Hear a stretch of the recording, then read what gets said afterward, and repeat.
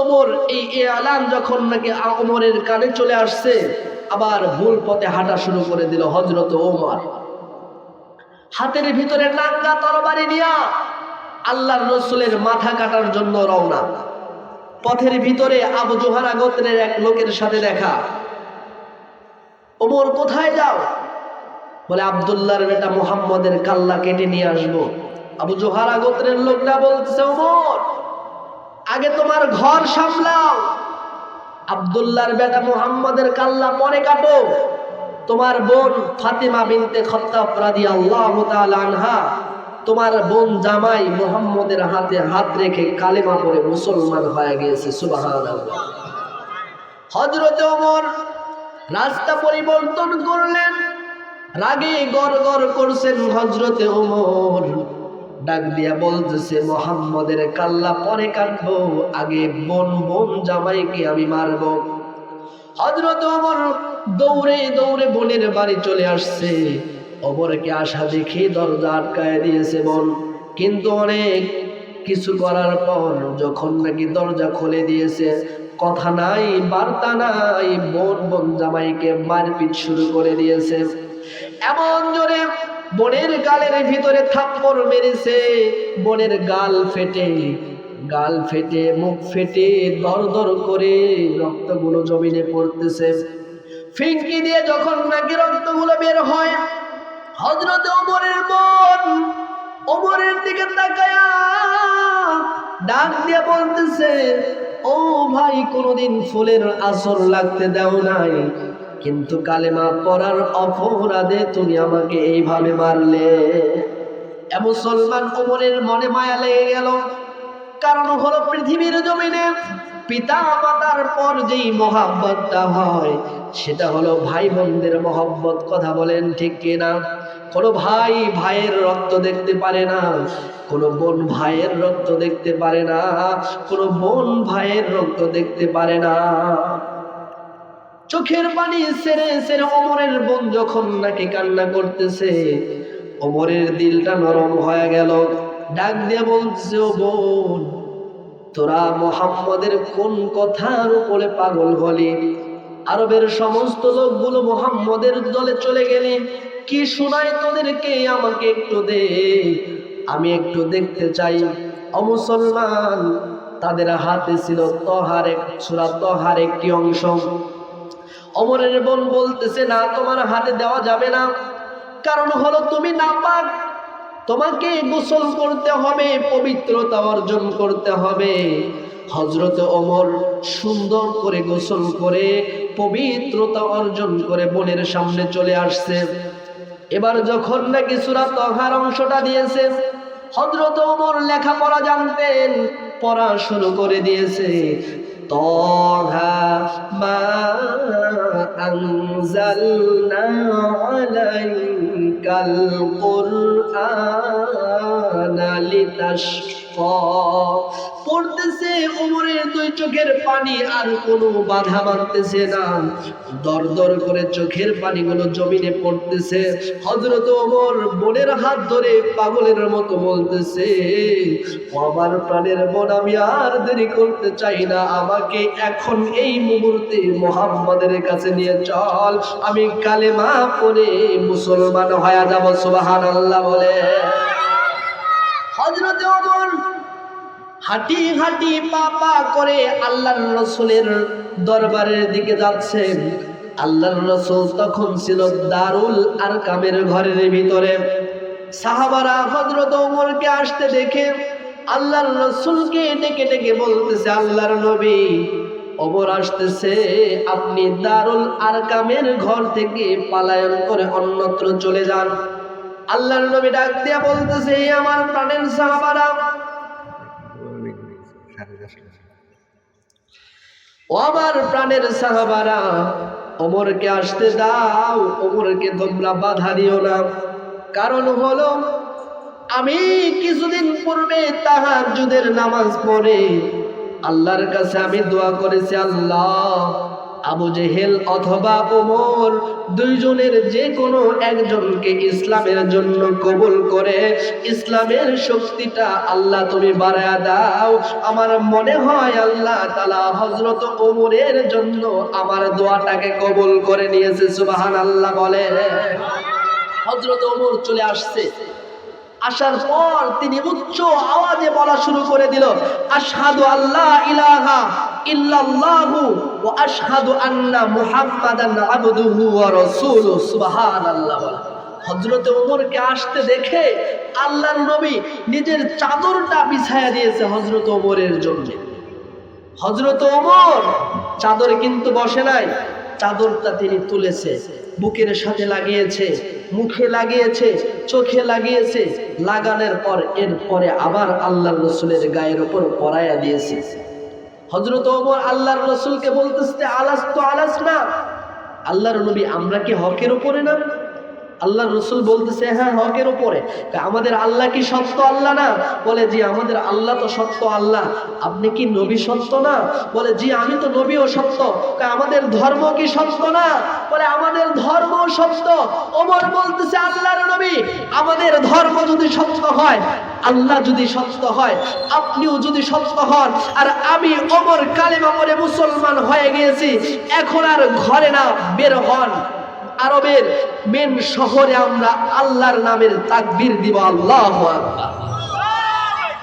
হযরত ওমর যখন নাকি আল্লাহর রাসূলকে বলতেছে, আল্লাহর রাসূল বলতেছে, ওমর থামো, এত পারাপারি করো না, এত তাড়াহুড়ার দরকার নাই, এটা মাক্কি জীবন, ঘরের ভিতরেই থাকতে পারি না, বের করে মাস শুরু করে তুমি মেন শহরে আল্লাহর নামের তাকবীর দিবা। হযরত ওমর বলতেছে, আল্লাহর নবী এখন ওমর কালেমা পড়ে মুসলমান হয়ে গিয়েছে, অনুমতিটা দেন। হযরত ওমর অনেক কিছু বলার পর আল্লাহর রাসূল অনুমতি দিলেন। আল্লাহর রাসূল বলেন, আমরা যখন হাঁটতেছিলাম, আরবের রাস্তাটা ছিল বালুকাময়, নরম, যখন নাকি পাটা দিতাম পাটা মাটিতে গেড়ে যাইতো, আবার যখন নাকি পাটা উঠাতাম সাথে সাথে আমাদের পায়ের সাথে ধুলাগুলো উঠতো। এইভাবে আমরা কয়েকটা পাক দিলাম, কাবা ঘরের চতুর্পাশে কয়েকটা পাক দেওয়ার পর হঠাৎ করে এই ফাঁকে হযরত ওমর চিৎকার মেরে বলে দিল, নারায়ে তাকবীর। এটা শোনার পর আবু জেহেল দিয়েছে একটা দৌড়, উতবা দিয়েছে একটা দৌড়, সায়বা দিয়েছে একটা দৌড়। এত বড় কার সাহস যে এই জায়গার ভিতরে লাত মানাত উজ্জাকে বেঁধে রেখে আল্লাহর নামের তাকবীর দেয়? কার এত বড় সাহস, এত বড় বুকের পাটা কার? এই বলে যখন নাকি দৌড় দিয়েছে, প্রথম নজরটা পড়েছে হযরত ওমরের দিকে। সুবহানাল্লাহ বলেন। সাথে সাথে আটকা ব্রেক, সাথে সাথে ব্রেক। হযরত ওমর বলতেছে, মান আরাদা আন আসকুলা উম্মুক ইয়াতামা ওয়ালাদুক তারবিলা যাওজাদুহু। হযরত ওমর বলতেছে, কে আছো মায়ের বুক খালি করতে চাও, আমি ওমরের সামনে দাঁড়াও। কে আছো সন্তানগুলোকে এতিম বানাইতে চাও, আমি ওমরের সামনে দাঁড়াও। কে আছো স্ত্রীকে বিধবা বানাইতে চাও, আমি ওমরের সামনে দাঁড়াও। সেই দিন হযরত ওমরের স্লোগান পৃথিবীর কোন শক্তি ঠেকাতে পারে নাই। সুবহানাল্লাহ। এ মুসলমান, হযরত ওমর কালেমা পড়লো, মুসলমান হয়ে গেল। নব মুসলিমদের ভিতরে একটা আনন্দের লোল পড়ে গেল। হযরত ওমর বলতেছে, এতদিন মুসলমানদেরকে দুর্বল পেয়ে যা ইচ্ছে তোমরা তাই করেছো, নির্যাতন করেছো, এখন আর সেই দিন নাই। এখন ওমর কালেমা পড়ে মুসলমান হয়ে গেছে। প্রভু তুমি বলেছো রাসূল দেবে না, বলনি দেবে না উমর, বলনি দেবে না হামজা, তারিক, খালিদ, বিজয় সমর। প্রভু তুমি বলেছো রাসূল দেবে না, বলনি দেবে না উমর, বলনি দেবে না হামজা, তারিক, খালিদ, বিজয় সমর। প্রভু তুমি বলেছো রাসূল দেবে না। ইসলামের প্রথম যুগটা ছিল খুব কষ্টের যুগ।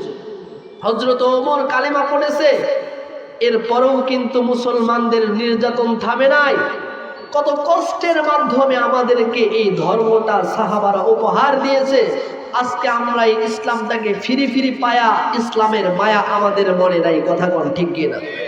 যদি রক্ত দিয়ে ইসলাম বিজয় করা লাগতো তাহলে নিশ্চয়ই আমাদের মনে ইসলামের মায়া থাকতো। যদি স্ত্রীকে বিধবা বানায় ইসলাম বিজয় করা লাগতো তাহলে নিশ্চয়ই আমাদের মনে ইসলামের মায়া থাকতো। যদি সন্তানদেরকে ইতিম বানায় ইসলাম বিজয় করা লাগতো তাহলে নিশ্চয়ই আমাদের মনে ইসলামের মায়া থাকতো। যদি মুসলমান নিজের শরীরের তাজা রক্ত জমিনে ঢেলে যদি ইসলামকে বিজয় করা লাগতো তাহলে নিশ্চয়ই আমাদের মনে ইসলামের মায়া থাকতো। কথা বলেন ঠিক কিনা? আজকে আমাদের মনে ইসলামের মায়া নাই। আল্লাহর রাসূল মক্কায় থাকতেই পারলেন না, মদিনায় চলে গিয়েছেন, সেখানেও এবার থাকতে দিবে না। আবু জেহেল সৈন্য নিয়ে চলে গেছে, যুদ্ধ হবে। তাদের কথা হলো এই যুদ্ধে মুসলমানদেরকে শেষ করে দেওয়া হবে। পৃথিবীর জমিনে মুসলমান নামে কোনো ধর্মকেই রাখবে না। নাউজুবিল্লাহ বলেন। এ মুসলমান, যুদ্ধের নাম হলো বদর যুদ্ধ। এমন একটা পরিস্থিতি, মুসলমান কাফেররা যুদ্ধ করবে। আবু জেহেল এরা আগে গিয়ে যুদ্ধের মেন পয়েন্ট, যেটা ভালো জায়গা, এঁটেল মাটির জায়গা, সেই জায়গা ধরে নিয়েছে। সেখানে কূপ রয়েছে, আর মুসলমানদের জন্য যেই পাশে জায়গা দিয়েছে সেখানে বাতাস উঠলেই ধুলি ওড়ে। সেখানে মুসলমান ধুধু বালি পানির ব্যবস্থা নাই, সেই জায়গায় জায়গা দিয়েছে বলো মুসলমানদেরকে। আল্লাহর রাসূল যুদ্ধে যাবেন, সবাইকে দাঁড় করিয়েছেন, লাইনে দাঁড় করিয়েছেন। কেবলমাত্র ৩১৩ জন মানুষ আল্লাহর রাসূলের সাথে যুদ্ধে আসতেছে। যখন নাকি আল্লাহর রাসূল লাইনে দাঁড় করে দিয়েছেন, বৃদ্ধ মানুষগুলাও লাইনে দাঁড়ায় গেছে, ছোট ছোট বাচ্চাগুলাও লাইনে দাঁড়ায় গেছে। ছোট ছোট দুইটা ভাই আল্লাহর রাসূল কাছে ডাকলেন, এ মুআজ, তোমারে আমি চিনি। ও মুআওয়াজ, তোমারেও আমি চিনি। তোমরা দুই ভাই, তোমার বাবা মারা গেছে, তোমার মা এখনো জীবিত রয়েছে। ও মুআজ, মুআওয়াজ, তোমাদেরকে একটা কথা বলি, ও মুআজ, যুদ্ধ করতে হবে না, মায়ের খেদমত করো, আল্লাহ তাআলা তোমাদের আমলনামায় জিহাদের নেকি লিখে দিবে। ছোট দুইটা ভাই হাউমাউ করে কান্না শুরু করে দিয়েছে। আল্লাহর নবী বাড়িতে গিয়েছি, দেখি দুঃখিনী মা কান্না করতেছে। মায়ের দুই পাশে দুই ভাই বসে মায়ের চোখের পানিগুলো মুছে দিয়েছি। ডাক দিয়ে বলতেছি, মা কেন কান্না করো? মা ডাক দিয়ে বলতেছে, সন্তান,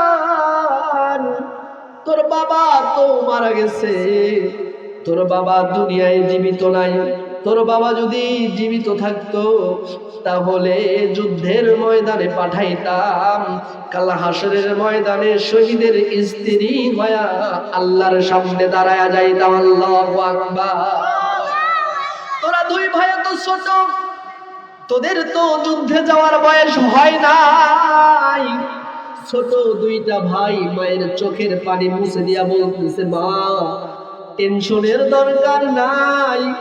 ও মা, যুদ্ধে যাওয়ার দায়িত্ব আমাদের, শক্তি আর সামর্থ্য দেওয়ার দায়িত্ব হলো আল্লাহ।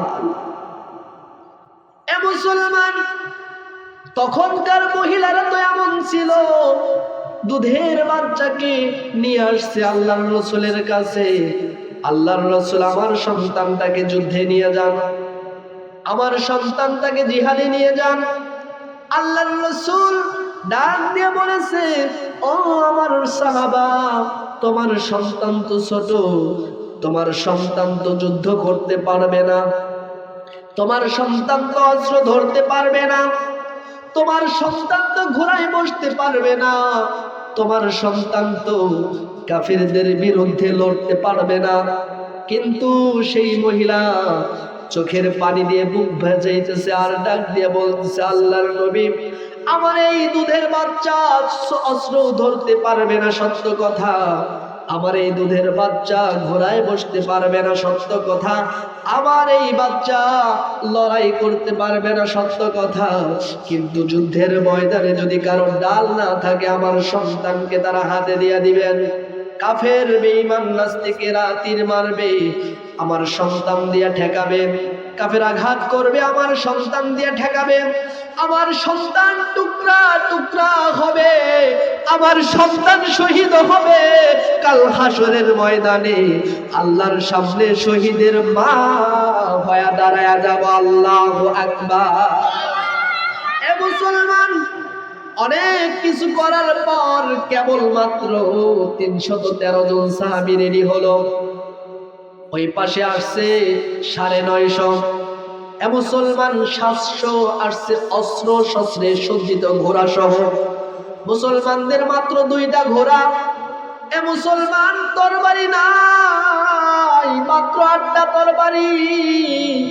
এ মুসলমান, এমন একটা দৃশ্য পৃথিবী এর আগে কোনোদিনও দেখে নাই।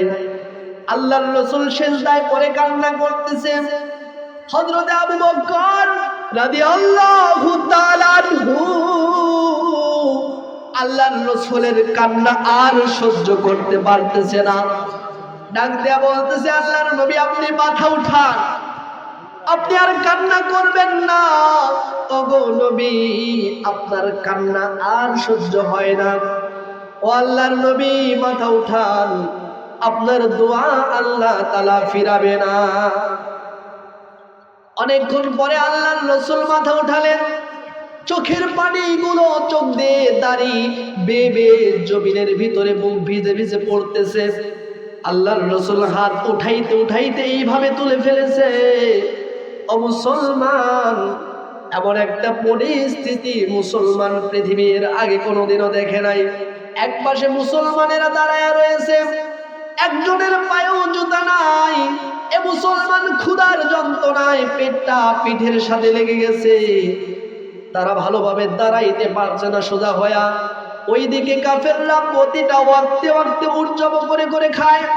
নর্তকীরা নাচতেছে আর মহিলা নর্তকীরা বলতেছে, যদি তোমরা আজকে এই মুহূর্তে মুসলমানদেরকে যদি শেষ করে দিতে না পারো, তোমাদের হাতে চুরি পরাবো, গলায় মালা পরায়া আমরা মহিলারা মুসলমানদের বিরুদ্ধে লড়াই করবো। নাউজুবিল্লাহ বলে।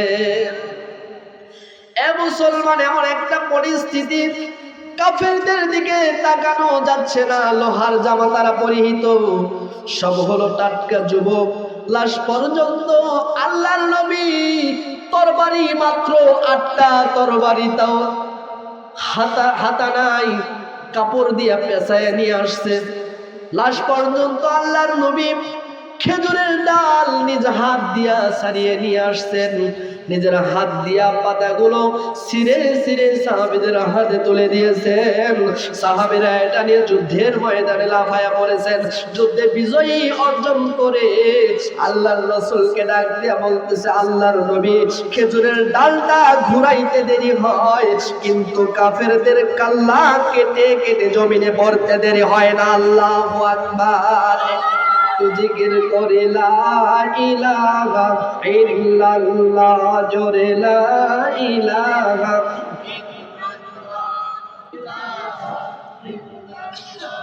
লা ইলাহা ইল্লাল্লাহু মুহাম্মাদুর রাসূলুল্লাহ সাল্লাল্লাহু আলাইহি ওয়াসাল্লাম। ইসলাম এমনি এমনি আসে না। এই মুসলমান, কত কষ্টের মাধ্যমে ইসলাম আসছে। আজকে আমরা ফিরি ফিরি পায়া ইসলামের মায়া আমাদের মনের ভিতরে নাই। ও মুসলমান, একটা গল্প বলি। এক লোক কাশ্মীরি শাল দিয়া ১০০ টাকা দামে জুতা মুছতেছে। আরেকজন ডাক দিয়া বলে যে, ভাই, এত দামি চাদর, কাশ্মীরি শাল, এত দামি চাদর দিয়ে আপনি ১০০ টাকা দামি জুতা মুছতেছে? লোকটা বলতেছে, যে জুতাটা মাথার ঘাম পায়ে ফালায় কিনছে আর শালটা শ্বশুর বাড়ি থেকে দিছে। কথা শুনছে? শ্বশুর বাড়ি থেকে দিছে, ফিরি ফিরি পাইছে, এই জন্য শালের প্রতি মায়া নাই। ও মুসলমান, এখন দুঃখ লাগে আমরা ফিরি ফিরি ইসলাম পাইছি, এই জন্য ইসলামের জন্য আমাদের মায়া নাই। কথা বলেন ঠিক কিনা? আজকে সন্তানকে যদি জিজ্ঞাসা করা হয় 10টা সূরা পারো? বলে না হুজুর পারি না। 10টা নবীর নাম জানো? বলে না হুজুর জানি না। 10টা সাহাবার নাম জানো? বলে না হুজুর তাও তো জানি না। যদি বলা হয় খেলোয়াড়দের নাম জানো? হুজুর কি কর? বাংলাদেশের গুলা থুয়া ইন্ডিয়ার প্লেয়ারদের 14 গোষ্ঠীর নাম কয়ে দেবে। আছে না নাই? এখন এমন একটা যুগ আসছে, মানুষ পাপের দিকে হাবুডুবু খাচ্ছে, মানুষ পাপের প্রতিযোগিতা করতেছে। নরমাল পাবলিক ভদ্র সাজার জন্য বিড়ি টানতেছে, বিড়িখোর আরেকটু ভিআইপি হওয়ার জন্য এবার সিগারেট টানতেছে। সিগারেট করে ভাবে আর কতদিন সিগারেট খাবো, এবার আরেকটু ভিআইপি হওয়া যাক, এবার সেখান থেকে মশলা বের করে গাঁজা ভরে টানতেছে। কথা বলেন ঠিক কিনা? গাঁজা করে ভাবে আরেকটু ভিআইপি হওয়া যাক, এবার তারা মদ, গাঁজা, ফেন্সিডিল ইত্যাদির ভিতরে আসক্ত হয়ে যাচ্ছে। আমার সহজ সরল মা বোনগুলো ভাবতেছে পৃথিবী যখন আগায়া যাচ্ছে আমরা পিছায়া থাকবো কেন? এখন তারাও মোটা ভালো ভালো কাপড়গুলোকে ছেড়ে দিয়া এখন পাতলার চেয়ে পাতলা, তার চেয়ে আরো বেশি পাতলা, তার চাইতে আরো বেশি পাতলা কাপড় পরা শুরু করে দিয়েছে। এখন যে যত পারে কাপড়টাকে ছিঁড়ে ফেরে কেটে ছেটে নিজের ইজ্জতটুকু দুনিয়ার মানুষের সামনে দেখায় বেড়ায়, আবার নিজেকে ভিআইপি মডেলিং স্টাইল মনে করে। কথা বলেন ঠিক কিনা? কিছুদিন আগে আমার এক বন্ধুর সাথে দেখা, স্কুল, প্রাইমারি স্কুলের বন্ধু। তো লক্ষ্য করে দেখি আমার বন্ধুর প্যান্টের অনেক জায়গায় ছেঁড়া। আমি তো তার হাতটা ধরলাম, বললাম যে ভাই অ্যাক্সিডেন্ট হয়েছিলেন নাকি? এই যে ছেঁড়া দেখতেছি, অ্যাক্সিডেন্ট হয়েছিলেন নাকি? কয় না অ্যাক্সিডেন্ট তো হয়নি, এই যে ছেঁড়া দেখতেছি। এগুলা মডেলিং। কথা শুনছে? ফরজ তরফ করে এরপরে মডেলিং। মুসলমান, যায় দিন ভালো আসে দিন খারাপ। কথা বলেন ঠিক কিনা? 50 বছর আগে, 20 বছর আগে কোন মায়ের ঘরের পাশ দিয়ে যদি হেঁটে যাওয়া যাইতো, গুনগুন গুনগুন করে কোরআনের তেলাওয়াত কিন্তু ভেসে আসতো। মুসলমান, 20 বছর পরে এখন মা আর কোরআন পড়ে না। যেই মা সকাল বেলা উঠে সর্বপ্রথম কোরআন দিয়ে সংসার শুরু করত, সেই সময় মায়ের ঘরের ভিতরে মাগরিবের সময় মক্কা আর মদিনার নেটওয়ার্ক ঢুকতো। মা মাগরিবের নামাজ পড়তো, দোয়াতের বাতি দিয়ে কোরআন শরীফ পড়তো, আর চোখের পানিগুলো টপ টপ করে জমিনের ভিতরে পড়তো। একটু রাত গভীর হলে মা এশারের নামাজের জন্য দাঁড়িয়ে যেত। 20 বছর ব্যবধানে সেই মা এখন আর কোরআন পড়ে না। মুসলমান, কোরআনের বদলে বাড়িতে টেলিভিশন ঢুকাইছে, শয়তানের বাক্সটা ঢুকাইছে। আগে তসবিহ পড়তো, তসবিহ ছুঁড়ে ফেলে দিয়ে এখন রিমোট কন্ট্রোলার হাতে নিয়ে নিয়েছে। এখন তসবির বদলে রিমোট টিপতে টিপতে রিমোটের বাটন ক্ষয় বানায় ফলাইছে। কথা বলেন ঠিক কিনা? মুসলমান, শুধু তাই নয়, যাই নামাজ ছুঁড়ে ফেলে দিয়া এবার সোফা আমদানি হয়ে গেছে। এখন মা আর কোরআন পড়ে না। যে মায়ের ঘরের পাশ দিয়া হেঁটে গেলে গুনগুন গুনগুন করে কোরআনের আওয়াজ বেশি আসতো, আজকে সেই মায়ের ঘরের পাশ দিয়ে হেঁটে গেলে বড় দুঃখ লাগে, কলিজায় আঘাত লাগে। তাও বলতে হয়, ভারতের হিন্দুরা মন্দিরে উলুলুলু ধ্বনি দেয়, সেই ধ্বনি আজকে মুসলমানের ঘর থেকে বেশি আসতেছে। কথা বলেন ঠিক কিনা?